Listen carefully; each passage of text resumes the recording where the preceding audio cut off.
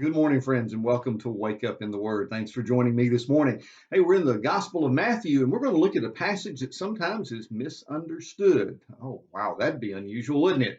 Grab a cup of coffee and let's look at Matthew chapter 12 together. Let me ask you a question. Would Jesus be rude to his own mother and siblings? Would Jesus actually be caught treating them poorly?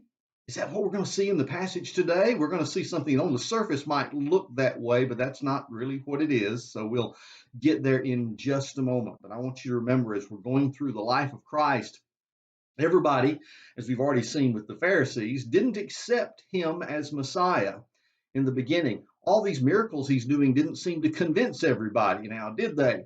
So Jesus continues his ministry even in the face of opposition. Remember, folks, whenever you're doing something for the Lord, doesn't mean everybody's going to be happy about it.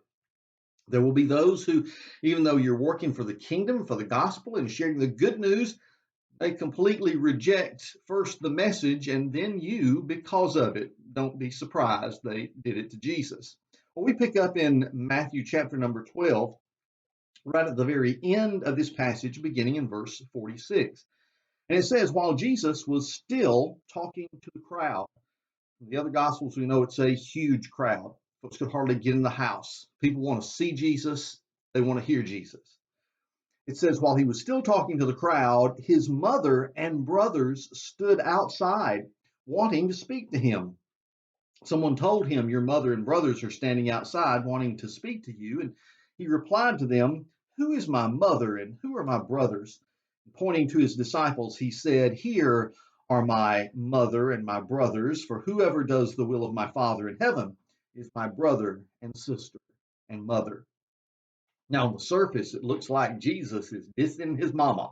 I mean, it's like, look, mom's outside and your sibling, they need to talk to you. I mean, they can't even get to you for the crowd. Can't you give them a little bit of time?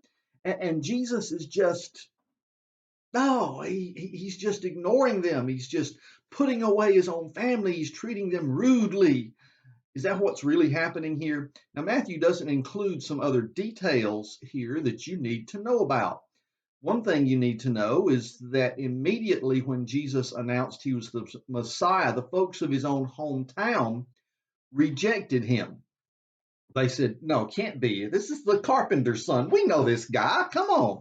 He might be a nice guy. We've never seen him really do anything wrong, but he's got this Messiah complex. Oh, come on now. You can't be that. And so they immediately did not accept him, and that included his own family. Now, I want to call your attention to the Gospel of Mark that gives us a little bit of insight into this passage that Matthew does not.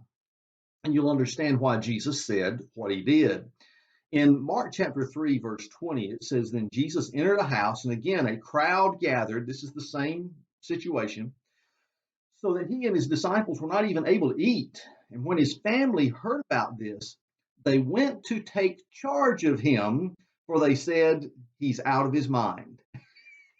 So, yeah, they weren't outside just so they could be fans and be a part of the ministry.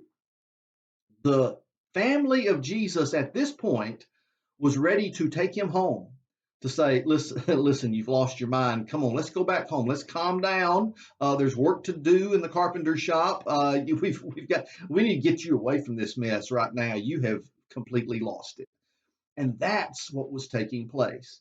Jesus was not turning away his family. Jesus was pointing out that he has a ministry. He's not going to be deterred from that ministry because of family. Listen, I have had many people in my life that have had a great impact on my life. I could start naming some of the names, but I haven't asked permission for this section, so I won't. But some of you who had a spouse walk away from you because they said, you can choose. It's follow God, follow this ministry, or me. You can't have both. And what do you do at that particular point in time? Jesus has already told us that when he calls people to discipleship, it will sometimes split families. There will be people that will say, I'm following Jesus with all my heart, my mind, my soul, my strength. This is the picture of what God wants us to do. And there are others that will completely reject that and reject Jesus, and therefore will walk away from you. It's a pattern that we see quite often. At this point in time, the family of Jesus did not agree with what was going on. They didn't agree with his message. They did not think he was Messiah yet. Okay?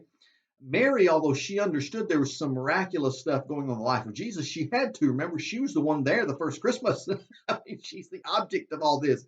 Mary had to know something great was going on. Remember, it was Mary who told Jesus, take care of this, turn the water into wine at the time. I mean, she knew he had miraculous powers, but wait a minute, this is going a little too far, a little too far. And so they all were ready to reel Jesus in. This was not the time to reel him in. It was the time to turn him loose. This is what he has come here for. Now, did they stay in this frame of mind in which they thought Jesus was crazy? Oh, no. If you want to see the end of the story, as Paul Harvey used to say, go to the flip side of the resurrection. Of course, Mary was there at the foot of the cross. They were all there with the disciples, with the resurrected Jesus. We find in the New Testament brothers of Jesus writing epistles in the New Testament. We're talking about James, Jude, that are now followers and leaders in the early church. You see, the resurrection changes everything. When you can back up and see the whole picture, not just, oh my goodness, has my son or my brother gone completely crazy? He's over here leading this mob. What's going on? You know, they were too close to see what was actually happening, to see God's hand. But when they could back away and see the whole picture, they saw the ministry of Jesus, the sacrifice on the cross, and the resurrection. Now they understood. And these same family members that were ready to take Jesus back home because he was an embarrassment to them were now ready to follow him all the way to the real home. That's what really matters today. Despite folks that might call you crazy, maybe even some of your own family members, friends, keep following Jesus. He'll take you all the way home.